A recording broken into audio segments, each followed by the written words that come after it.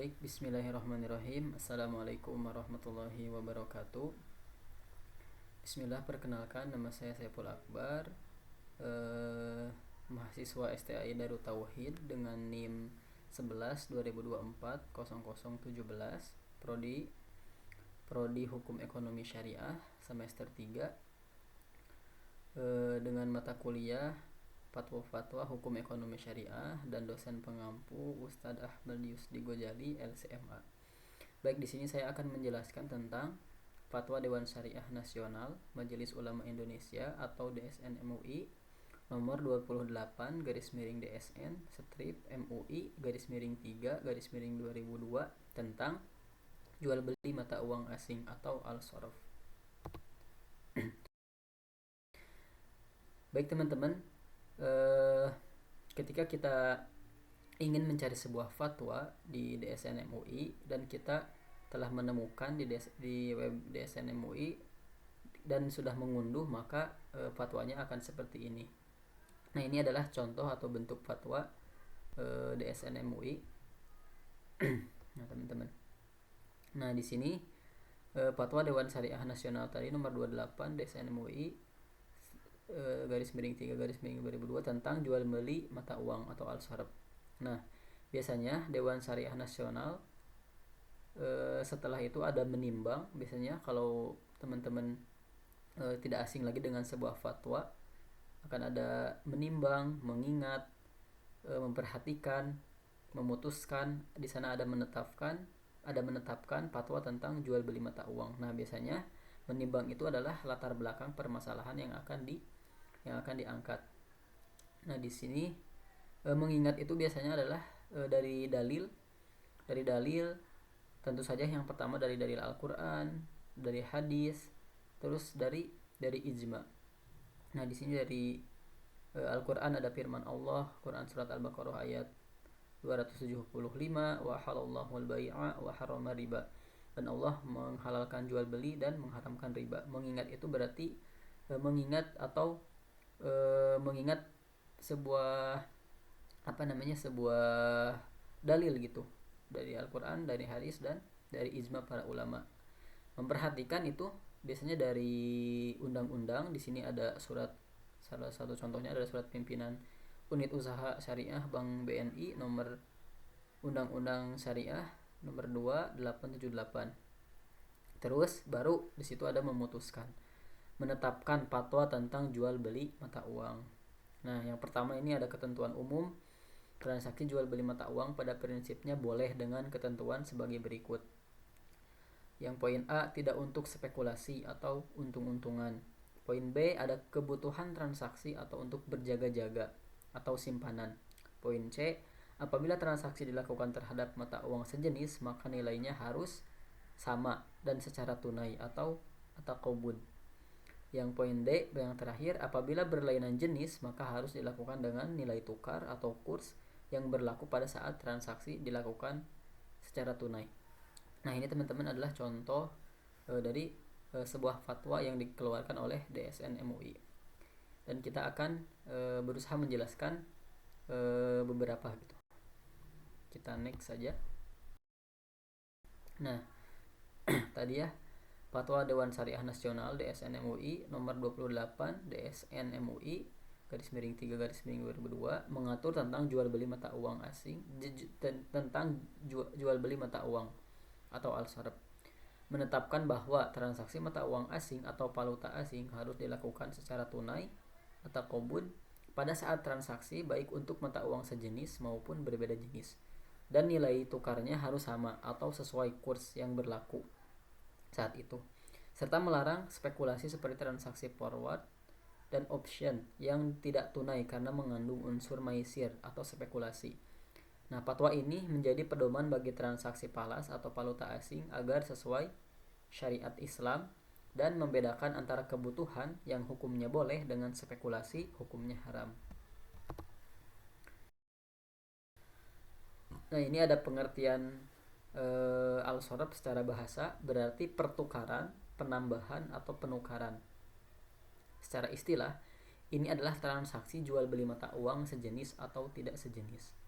Nah, al-sorab itu adalah akad jual beli atau pertukaran suatu valuta asing atau mata uang asing dengan valuta asing lainnya, misalnya rupiah dengan dolar atau dengan emas atau perak yang dilakukan secara tunai atau spot dan serah terima saat itu juga kontan. Transaksi ini diperbolehkan dalam Islam selama memenuhi prinsip syariah, yaitu tunai, tidak untuk spekulasi dan sepadan jika mata uang sejenis.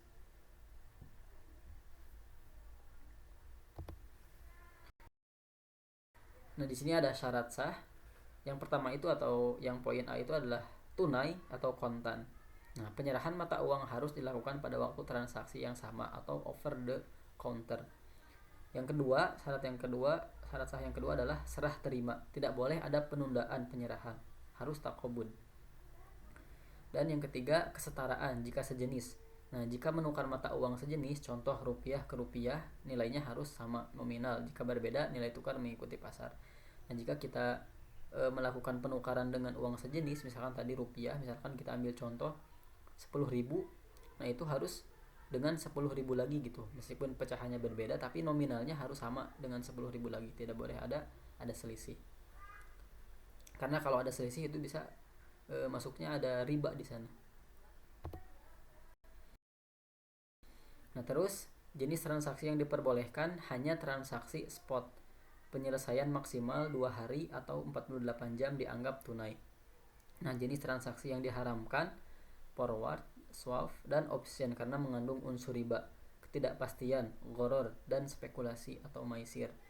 Nah, tujuannya itu adalah umumnya dilakukan untuk kebutuhan transaksi komersial seperti ekspor impor atau kebutuhan perjalanan.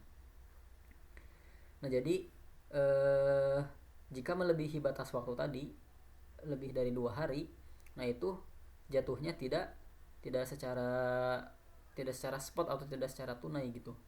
Nanti itu ada penundaan, dan kalau seperti itu bisa ada kurs, bisa ada perubahan dari nilai mata uangnya. Nah, di sini ada landasan filosofis, sosiologis, yuridis tentang fatwa jual beli mata uang asing ini. Yang pertama adalah landasan filosofis berkaitan dengan maqasid syariah, tujuan syariat, dan prinsip-prinsip dasar muamalah Islam. Yang pertama, filosofis yang pertama adalah keadilan dan kemaslahatan atau maslahah. Nah, transaksi jual beli mata uang diperbolehkan atau mubah untuk memenuhi kebutuhan masyarakat, transaksi perdagangan internasional, dan menjaga stabilitas nilai tukar, bukan untuk spekulasi. Landasan filosofis yang kedua, menghindari maghrib atau maisir, gharar, dan riba. Nah, filosofi utamanya adalah mencegah unsur spekulasi judi atau judi, maisir, ketidakpastian atau gharar, dan riba yang sering terjadi pada transaksi falas modern. Nah, landasan yang ketiga adalah mata uang sebagai alat tukar. Nah, mata uang itu difungsikan sebagai alat tukar atau thaman, bukan sebagai komoditas yang diperjualbelikan untuk mencari keuntungan semata, terutama dalam transaksi berjangka. Nah, itu adalah landasan filosofis. Terus ada landasan sosiologis, didasarkan pada kebutuhan real masyarakat dan perkembangan ekonomi. Nah, landasan sosiologisnya adalah kebutuhan internasional. Nah, kebutuhan masyarakat dan bisnis akan penukaran valuta asing ini atau falas untuk haji, bisa keperluan untuk haji, umroh, studi, atau impor barang. Nah, terus landasan yang kedua adalah spekulasi falas atau forex. Maraknya praktik perdagangan falas yang tidak syar'i memicu ketidakstabilan ekonomi dan merugikan masyarakat, sehingga diperlukan panduan hukum yang tegas. Terus landasan sosiologis yang selanjutnya adalah perkembangan teknologi, munculnya transaksi elektronik dan digital yang menuntut kepastian hukum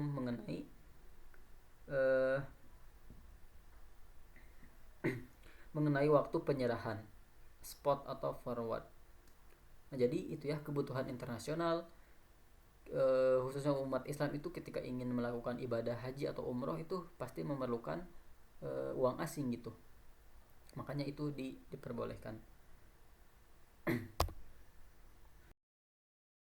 Terus landasan yuridis merujuk pada sumber hukum Islam, Al-Quran dan hadis, dan peraturan di Indonesia. Nah, ini tentu ya landasan yuridis ini adalah pacuan utama hukumnya itu. Tentu kalau di hukum ekonomi syariah, landasan yuridis di mata uang asing ini adalah Al-Qur'an.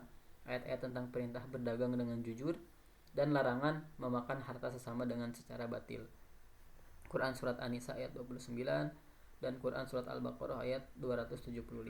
Terus ada dari hadis hadis tentang al-sarf, hadis dari Abu Bakar As-Siddiq dan Umar bin Khattab tentang penukaran emas dengan emas, perak dengan perak yang mengharuskan yadan biyadin atau kontan atau tunai. Terus dari peraturan Indonesia, fatwa DSN MUI DSN MUI nomor 28 garis miring 2002, ketentuan teknis yang membolehkan transaksi spot atau tunai maksimal 2 hari untuk penyelesaian dan mengharamkan forward, swap, dan option karena mengandung unsur spekulasi.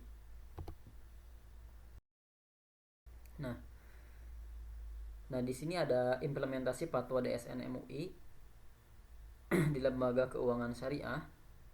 Nah, implementasi yang pertama adalah layanan falas hanya spot atau tunai yang diterapkan. Nah, bank syariah atau money changer syariah melayani tukar falas secara spot atau secara tunai. Nah, terus kurs yang dipakai adalah kurs saat transaksi. Nah, terus serah terima dilakukan langsung atau settlement bank 1-2 hari masih dianggap tunai. Tadi ya, seperti yang dijelaskan di awal. Contohnya adalah nasabah tukar rupiah dolar untuk melakukan ibadah umroh. Terus dilayani bank syariah yang halal. Terus implementasi yang kedua adalah forward dibatasi untuk kebutuhan usaha lil hajjah. Nah, jadi ada beberapa transaksi yang lain ini forward yang diperbolehkan. Bank syariah tidak melayani forward untuk trading atau spekulasi. Dan forward hanya boleh jika ada kebutuhan nyata bisnis, impor ekspor. Tujuan melindungi resiko kurs, bukan untuk cari untung. Nah, contohnya adalah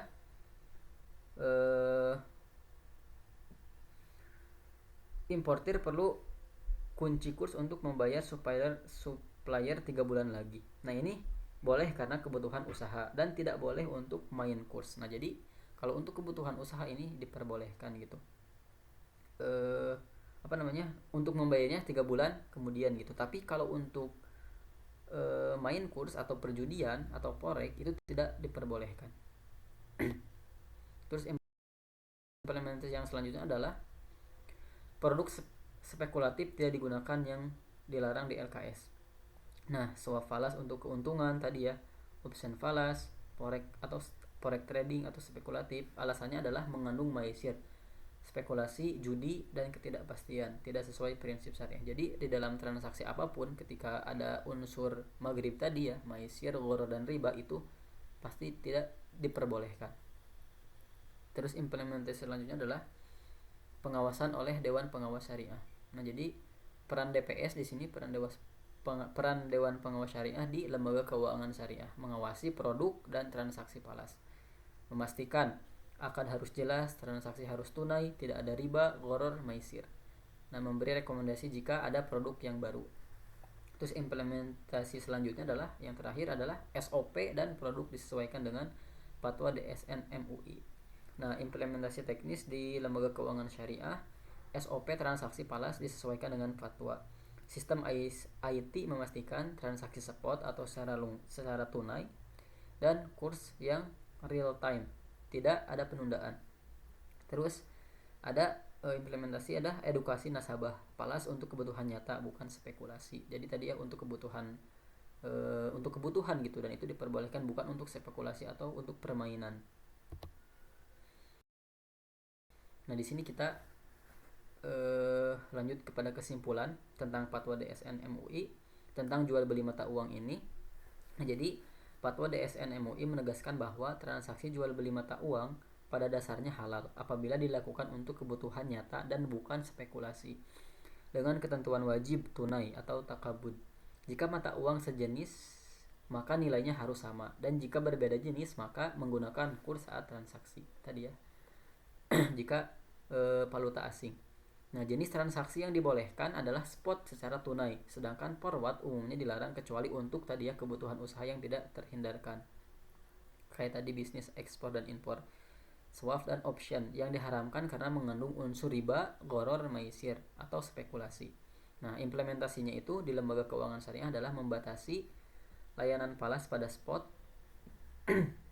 melarang produk spekulatif, serta memastikan seluruh transaksi diawasi oleh DPS atau Dewan Pengawas Syariah agar sesuai dengan prinsip syariah.